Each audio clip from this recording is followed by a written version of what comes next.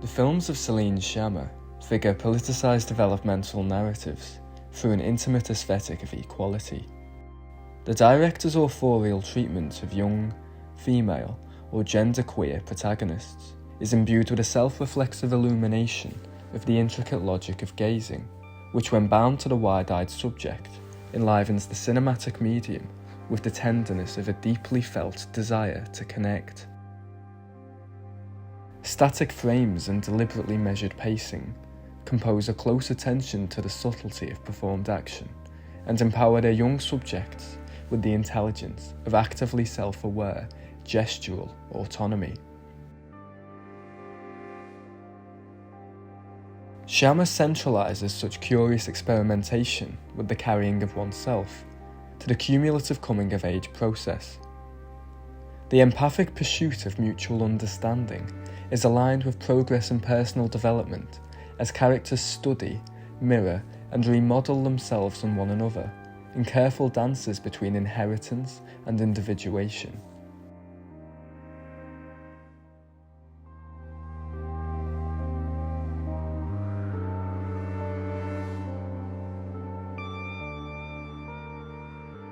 Tomboy follows a young protagonist who, upon arriving in a new neighbourhood, introduces himself with male pronouns and the name Mikkel as an assumed experiment with self-determined gender identity, as opposed to the female labelling and the name Law, projected by their parents at birth. The extent of Law Mikkel's presumed dysphoria is eschewed largely to a stylised silence and prescribed a clearly zoned spatial sentiment. They appear comfortable splitting their outward persona into the binary of the homebound Law and the social out-of-doors Mikkel.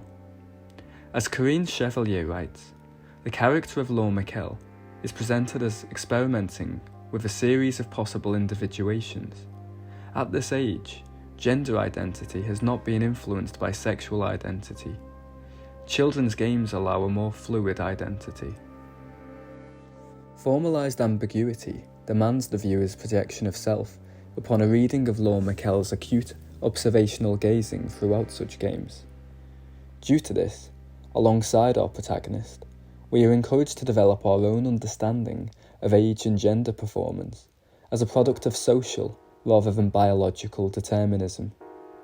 The camera remains at a low eye level throughout exchanges with the group of young children, establishing a non-judgmental equality, and scans the scenes from left to right, likening Law Mikkel's perspective to that of the keen reader of a picture book rather than that of an individual concerned with social hierarchies.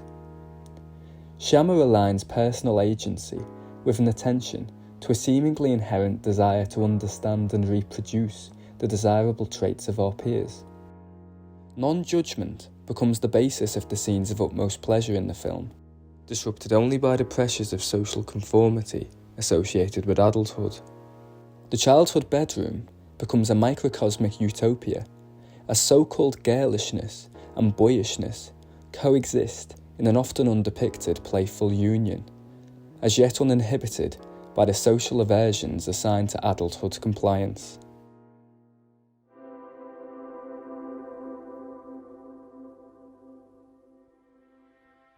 Petite Maman explores the growth of a young girl, Nellie, who, in the midst of an effort to connect with her grieving mother, finds herself befriending her own mirror image in the form of an 8-year-old incarnation of the previously adult figure.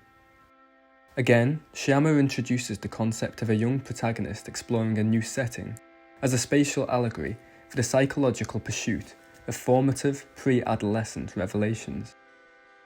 Furthermore, where Tomboy suggests a queer notion of the performance of age, Petite Maman literalises this notion, stylising unattainable equality through the guise of fantasy. Yvonne and Diane Negra describe a current trend of the girling of femininity as a making safe of elusive adult competency. And Julie, the arc of Nellie's emotional narrative with her newfound friend, concludes the film with a potent image of deep emotional understanding, the building of a bridge between characters formed of shared experience, possible only through the form of cinema. Perhaps more subversive is the film's ability to even present the inclusion of an adult male into the utopic vision of girlhood fantasy. Nearing the final act of the film, Nellie's father enters her bedroom and sits at the end of her bed. The centrality of Nellie in the tableau frame presents her father as a visitor to her well-composed fantasy, and its rigidity negates the inherently imbalanced angles of the point of view reverse shot. "I've decided to make one of your dreams come true," the father says, his word choice signalling to the viewer that his subsequent actions, despite their ordinary surface, must hold some vast symbolic significance to our protagonist. Sciamma then cuts to a tender scene, similarly evoking an aesthetic equality, as the daughter assists her father in the shaving of his beard. In this, the film depicts a cooperative remoulding of the patriarch, as the symbol of his age and masculinity is removed. It appears as no coincidence, then, that it is only now, in his shaved form, that Nellie's father can enter into her materialised fantasy, and is granted a vision of her once imaginary friend, as again Sciamma aligns fulfilment of childhood goals with the ability to share perspective, regardless of the boundaries of social coding. In Céline Sciamma's cinematic character studies, play, dreams and careful study become a vehicle for detanglement from socially coded, reproducible identity performance, and offer a creative if transient diversion from its ultimately troubling shortcomings. We watch as young bodies dive down fantasy paths forged of their observational breakthroughs, and return changed to listen closer